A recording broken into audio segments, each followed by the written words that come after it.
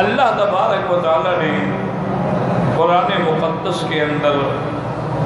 باقاعدہ حکم نازل فرما دیا کہ اذا سألتموہن متاعا فاسألوہن من وراء حجاب،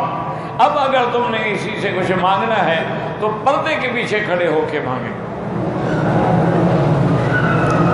اسی لیے صحابہ رضوان اللہ علیہم اجمعین اگر کوئی مسئلہ پوچھنا ہوتا تو بی بی عائشہ پردے کے اندر ہوتی، وہ باہر کھڑے ہو کے یا امہات المومنین یہ مسئلہ کیسے ہے۔ اور پردے کا مقصد کیا ہے؟ تاکہ خود عورت بھی اور مرد بھی فتنے سے محفوظ رکھے، اور سب سے بڑا فتنہ جو ہے وہ چہرہ۔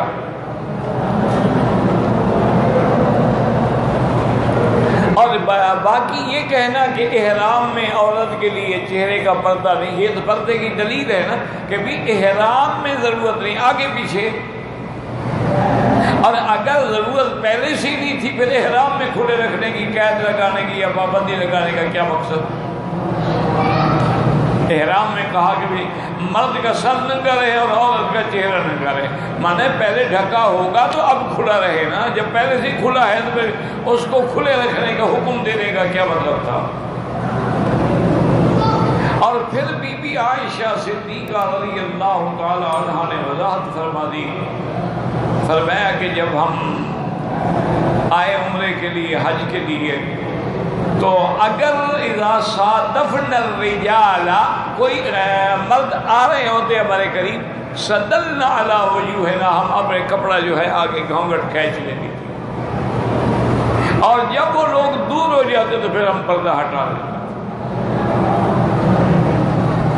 اسی طریقے سے حضور پاک نے یہ بھی حکم دیا ہے کہ کوئی آدمی کسی کو ملنے کے لیے جائے تو دروازے کے درمیان میں سامنے نہ کھڑا ہو، بلکہ جانب یمین ہو یا یسار، کیونکہ اتفاقاً دروازہ کھلے تو سامنے گھر والی کھڑی ہو، کسی کی بیٹی کھڑی ہو، بہن کھڑی ہو، پھر تو آپ نے دیکھ لیا، پھر پردے کا کیا فائدہ ہوا؟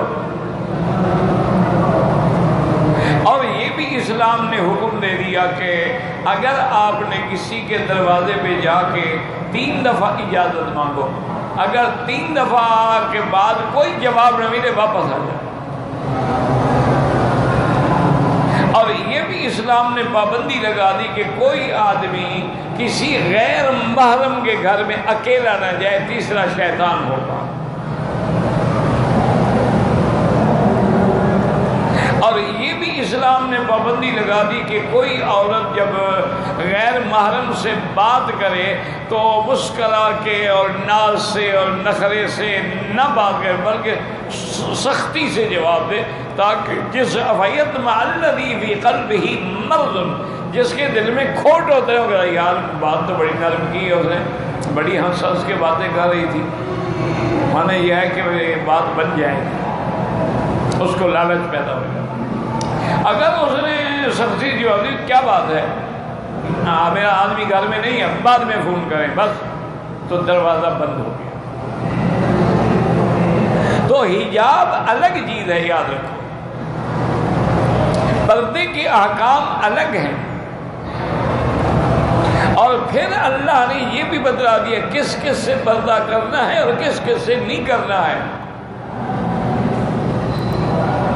یعنی اگر آدمی کے والد ہیں، بھائی ہیں، بیٹے، ان سے کوئی پردہ نہیں، لیکن ان کے لیے بھی اللہ نے 3 ٹائم رکھ دی ہے کہ ثلاث عورات لکم، 3 وقت ہیں، اس وقت وہ اپنا بیٹا بھی ہو تو وہ ماں باپ کے کمرے میں داخل نہ ہو، صبح کو، ظہر کے بعد اور عشاء کے بعد، کیونکہ یہ وقت ہے نیند کا، سونے کا۔ اگر خدا نہ خواستہ وہ میاں بیوی آپس میں ملے اور یہ چاہے بیٹا بھی ہو تو بیٹا کیا دیکھنا چاہتا ہے کہ میرے والدین کیسے ملتے، حتیٰ کہ حضور نے فرمایا کہ گھر میں اگر تمہاری ماں رہتی ہے، بوڑھی ماں ہے بیچاری، تو وہاں بھی اذن لے کر اس کو اطلاع کر کے یعنی آواز سے پھر جاؤ، تو صحابی نے عرض کیا یا رسول اللہ میری ماں ہے اور پھر بوڑھی ہے بیچاری، فرمایا تم دیکھنا چاہتے ہو کہ اگر خدا نہ خواستہ کپڑے اتار کے بیٹھی ہو تو ماں کو ننگا دیکھنا چاہتے ہو؟ اور اللہ یا رسول اللہ فرمایا اسی لیے شریعت نے پابندی لگا دی ہے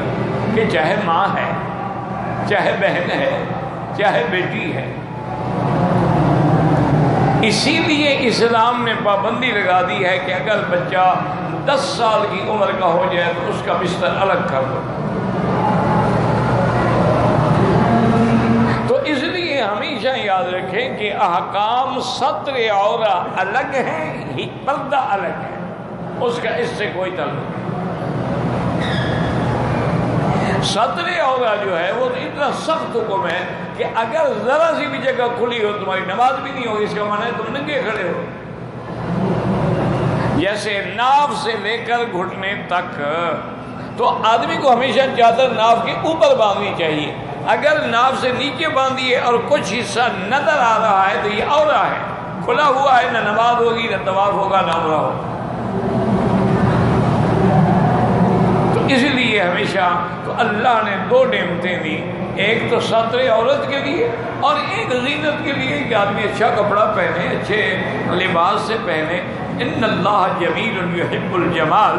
اللہ خود بھی جمیل ہے اور ان کو جمال جو ہے وہ پسند ہے کہ آدمی کا لباس اچھا ہو، آدمی کا بدن جو ہے وہ پاک ہو، نظافت ہو، خوشبو ہو۔ یہ ساری چیزیں جو ہیں یہ اللہ کی نعمتوں میں شمار ہوتی ہیں، اور اللہ تبارک و تعالیٰ کے ہاں وہ لوگ بڑے پسندیدہ ہوتے ہیں۔ ہاں ایک آدمی غریب ہے لیکن اس غریب کو یہ تو استطاعت ہے نا کہ کپڑے جو ہیں دھو کے رکھے، تاکہ اس سے بدبو تو نہ آئے نا، کہ جو 7 نماز پڑھ رہے اس بیچارے کے لیے تو عذاب ہو گیا، جو 8 دن غسل ہی نہیں کرتے۔ اور اگر کپڑے تبدیل بھی کریں تو ماشاءاللہ اندر کے کپڑے بنیان وغیرہ نہیں بدلیں گے، وہ بدبو آتی رہے گی۔ اچھا آدمی خود بدبو کا عادی ہو جاتے، اس کے دماغ میں چڑھ جاتے، اس کو تو محسوس نہیں ہوتی، لیکن دوسرے آدمی تو رول جاتے ہیں نا۔ اس لیے حکم ہے کہ بصل کھا کے مسجد میں نہ آؤ، تھوم کھایا ہے کچا تو مسجد میں نہ آؤ۔ ہمارے تو ماشاءاللہ سگریٹ پی کے مسجد میں آتے ہیں، حقہ پی کے مسجد میں آتے ہیں، اور اگر وہ کثرت سے پینے والے ہوں، خدا نہ کرے کہ ان کے ساتھ کھڑا ہونا پڑے، معلوم ہوتا ہے گٹر کا منہ کھل گیا، اتنی بدبو ہوتی ہے کہ سجدے میں آدمی نہیں جا سکتا۔ بھائی اگر کوئی بیماری ایسی لگی ہوئی ہے کوشش کرو جان چھڑا دیں گی، ورنہ نماز سے پہلے احتیاط کرو، مسواک کرو، کہ لاچی وغیرہ منہ میں رکھو، تاکہ اللہ کا نام لیتے ہوئے کچھ احساس تو ہو نا کہ کس گندے منہ سے میں پاک ذات کا نام لے رہا ہوں۔ جتنا بھی کوشش کر سکتے ہو کم از کم اپنی طاقت کے مطابق تو کرو۔ اسی لیے کسی عاشق نے کہا تھا نا کہ 1000 بار بشو یمدحن و مشک و گلاب، کہ اگر میں 1000 دفعہ مشک اور گلاب کے پانی سے اپنے منہ کو دھو ڈالوں، حضور کا نام لیتے ہوئے مجھے ڈر لگتا ہے کہیں بے ادبی نہ ہو جائے، کہ کیسی میں گندی زبان سے